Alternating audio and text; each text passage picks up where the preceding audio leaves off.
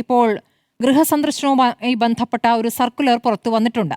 ആ സർക്കുലറിൽ എങ്ങനെ വേണം നേതാക്കൾ വീടുകളിൽ പെരുമാറേണ്ടത് എന്ന സംബന്ധിച്ച് കൃത്യമായ ഒരു വിശദീകരണം നൽകുന്നുണ്ട്. ചെറിയ സ്ക്വാഡുകളായി വീട് കയറുന്നതാണ് ഉചിതം.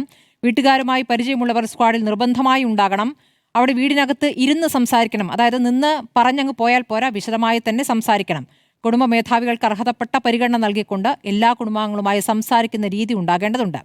തദ്ദേശ തെരഞ്ഞെടുപ്പുമായി ബന്ധപ്പെട്ട കാര്യങ്ങളിൽ നിന്ന് ചർച്ച ആരംഭിക്കുന്നതായിരിക്കും നന്നാവുക. പ്രാദേശികമായ സ്ഥിതിഗതികൾ അന്വേഷിച്ചുകൊണ്ട് ചർച്ചകളിലേക്ക് കടക്കുകയാണ് വേണ്ടത്. തിരിച്ചടിയുണ്ടായ ഇടങ്ങളാണെങ്കിൽ എന്തുകൊണ്ട് അങ്ങനെ സംഭവിച്ചു എന്നതിൽ നിന്ന് തുടങ്ങാം. അങ്ങനെ വിശദമായി തന്നെ പറഞ്ഞുകൊണ്ട് നേരത്തെ ഞാൻ ഇൻട്രോയിൽ പറഞ്ഞതുപോലെ ഏതൊക്കെ വിഷയങ്ങൾ ഊന്നണം, ആ വിഷയങ്ങളുമായി ബന്ധപ്പെട്ട് എന്ത് വിശദീകരണം നൽകുന്ന എന്നതടക്കമുള്ള കാര്യങ്ങൾ പറയുന്നു. ഈ സർക്കിളിനെ അങ്ങ് എങ്ങനെയാണ് വായിക്കുന്നത് ശ്രീ ജയേന്ദ്രൻ?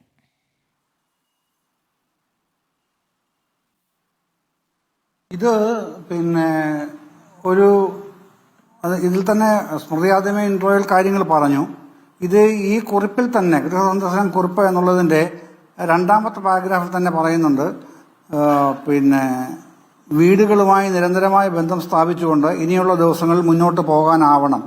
അത്തരം പ്രവർത്തനത്തിൻ്റെ തുടക്കം എന്ന നിലയിലാണ് ഗൃഹസന്ദർശന പരിപാടി നാം സംഘടിപ്പിക്കുന്നത് എന്നാണ് രണ്ടാമത്തെ പാരഗ്രാഫിന്റെ അവസാന വാചകം പറയുന്നത്. അതാണ് അതിൻ്റെ ഈ മൊത്തം ഈ 10 പേജിന്റെയും ആകെയുള്ള ഒരു രത്നചുരുക്കം എന്ന് പറയുന്നത് ഇതായിട്ടാണ് ഞാൻ കാണുന്നത്.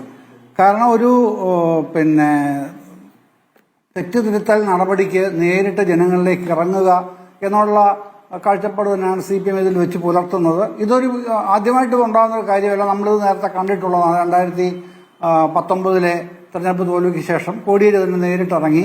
അന്ന് അദ്ദേഹത്തിൻ്റെ സെക്രട്ടറി വീടുകൾ കയറി എന്താണ് തങ്ങളോട് ജനങ്ങൾക്ക് പറയാനുള്ളത് എന്ന് കേൾക്കാനായിട്ടുള്ള ഒരു നിലപാട് സ്വീകരിച്ച് അതിനുവേണ്ടി പോവുകയും അതിൽ നിന്ന് പാഠങ്ങൾ ഉൾക്കൊണ്ട് തുടർന്നുള്ള കാര്യങ്ങൾ നടപ്പാക്കുകയും ചെയ്ത ഒരു രീതി തൊട്ട് മുൻപിലുണ്ട്. അതിൻ്റെ ഒരു പോസിറ്റിവിറ്റി, ആ ഗൃഹസന്ദർശനത്തിന്റെ പോസിറ്റിവിറ്റി കിട്ടിയെന്നാണ് CPM അന്നും പിന്നീടും വിലയിരുത്തിയത്. അതേപോലെ തന്നെയാണ് ഇപ്പോൾ തുടങ്ങാൻ ഉദ്ദേശിക്കുന്നത്, അല്ലെങ്കിൽ ഇന്നലെ മുതൽ തുടങ്ങിക്കഴിഞ്ഞ 15-ാം തീയതി മുതലാണ് 22-ാം തീയതി വരെയുള്ള കാര്യങ്ങൾ. ആ തുടക്കം അതിന് തുടരുകയാണ് എന്ന് പറഞ്ഞാൽ മറ്റൊരർത്ഥത്തിൽ, വിശാലമായ അർത്ഥത്തിൽ പരിശോധിച്ചാൽ ഇത് അസംബ്ലി തെരഞ്ഞെടുപ്പിന് തൊട്ടു മുമ്പുള്ള ഒരു സ്വിച്ച് ഓൺ പരിപാടിയാണ്. പാർട്ടി മെഷീനറിയെ സ്വിച്ച് ഓൺ ചെയ്യുന്ന ഒരു പരിപാടിയായിട്ടാണ് കാണേണ്ടത്. ഞാൻ അങ്ങനെയാണ് കാണുന്നത്. ശരി, അങ്ങ് പറയുന്നത് ഒരു കാര്യം ശരിയാണ്. അല്ലേ ശ്രീ ജയേന്ദ്രൻ, തെറ്റ് തിരുത്താനുള്ള ഒരു നടപടിയായി കാണുന്നു. ഈ ആദ്യ പേജിലെ അവസാന പാരഗ്രാഫിൽ പറയുന്നത് വളരെ പ്രധാനമാണ്. നമ്മളെക്കുറിച്ചുള്ള അവരുടെ അഭിപ്രായങ്ങൾ പറയിപ്പിക്കുകയും അത് ക്ഷമാപൂർവ്വം കേൾക്കുകയുമാണ് വേണ്ടത്. പലപ്പോഴും തെറ്റായ കാര്യങ്ങളായിരിക്കും അവർ പറയുക. അവരെ സംബന്ധിച്ചിടത്തോളം അത് വളരെ പ്രധാനപ്പെട്ട കാര്യമാണ് എന്ന ധാരണയോടെ കേൾക്കണം. പറയുന്ന കാര്യങ്ങൾ ക്ഷമയോടെ കേൾക്കണം.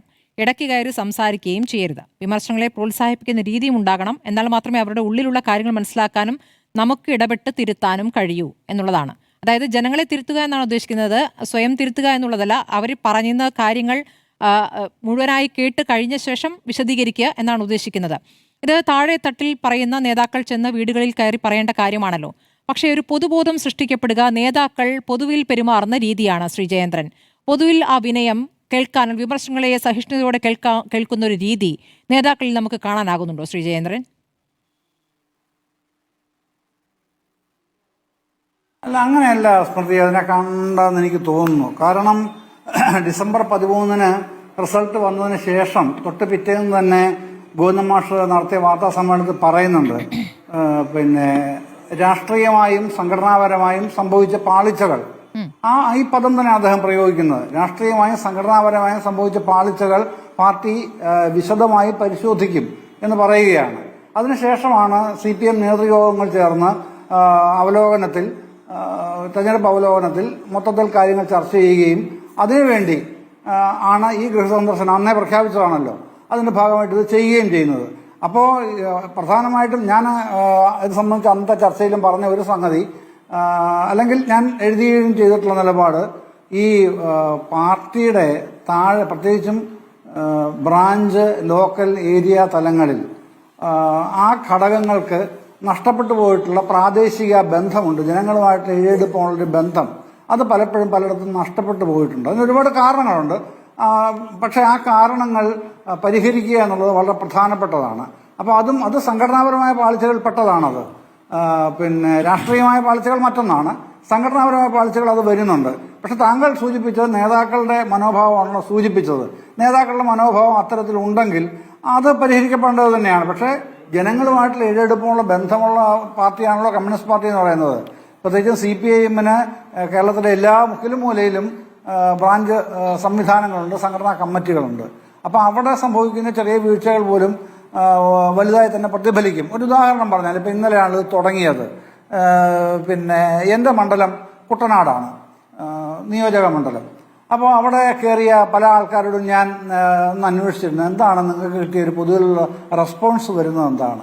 അപ്പം പ്രാഥമികമായി ജനങ്ങളിൽ നിന്ന് വരുന്ന ഒരു മറുപടി, കുടിവെള്ളവുമായി ബന്ധപ്പെട്ട പ്രശ്നത്തിൽ MLAയുടെ ഭാഗത്തു നിന്ന്, MLA CPM-കാരനല്ല, NCP-കാരനാണ്, തോമസ് കെ തോമസ് ആണ്. പിന്നെ എനിക്ക് വലിയ അടുപ്പമുള്ള ആളുമാണ്, ഞാൻ തോമാച്ചായ എന്ന് വിളിക്കുന്ന ആളുമാണ് തോമസ് കെ തോമസ്. അപ്പോൾ പിന്നെ അദ്ദേഹത്തിന്റെ പ്രവർത്തനങ്ങളിൽ കുടിവെള്ള പ്രശ്നവുമായി ബന്ധപ്പെട്ട് വലിയ പരാതികൾ നിലനിൽക്കുന്നുണ്ട്. അതാണ് പ്രധാനമായിട്ടും ജനങ്ങൾ ഇങ്ങോട്ട് ഉന്നയിക്കുന്നത്. പിന്നെ മറ്റ് പ്രശ്നങ്ങളുണ്ട്, പ്രാദേശികമായി നിലനിൽക്കുന്ന പ്രശ്നങ്ങളുണ്ട്. ഒപ്പം ശബരിമലയുടെ പ്രശ്നം ചർച്ച ചെയ്യുന്നുണ്ട്, ചിലർ PM ശ്രീയുടെ പ്രശ്നം ചോദിച്ചിട്ടുണ്ട്. അങ്ങനെയുള്ള നാനാവിധമായ പ്രശ്നങ്ങൾ ജനങ്ങൾ ഇടപെട്ട് ചോദിക്കുകയാണ്.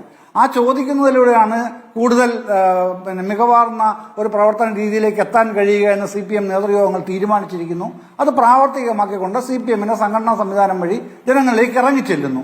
ആ ഒരു പ്രക്രിയ എന്ന് പറയുന്നത് എല്ലാ പാർട്ടികളെ കൊണ്ട് നടത്താൻ കഴിയുന്ന പ്രക്രിയ അല്ല. അതാണ് അതിന്റെ പ്രത്യേകത. അത് പോരായ്മകൾ ഉണ്ടാവാം, ഇല്ലൊന്നും നമുക്ക് പറയാൻ കഴിയില്ല. ആ പോരായ്മകൾ അല്ലെങ്കിൽ ദൗർബല്യങ്ങൾ പരമാവധി പരിഹരിച്ചുകൊണ്ട് കൂടുതൽ എങ്ങനെയാണ് സ്വയം മികവോടെ മുമ്പോട്ട് വരാൻ കഴിയുക എന്ന് രാഷ്ട്രീയ പാർട്ടി പരിശ്രമിക്കുന്നു ജനങ്ങളിലേക്ക് ഇറങ്ങിച്ചെന്ന്. അതാണ് ഇതിന്റെ ആകത്തുകയായി ഞാൻ കാണുന്നത്.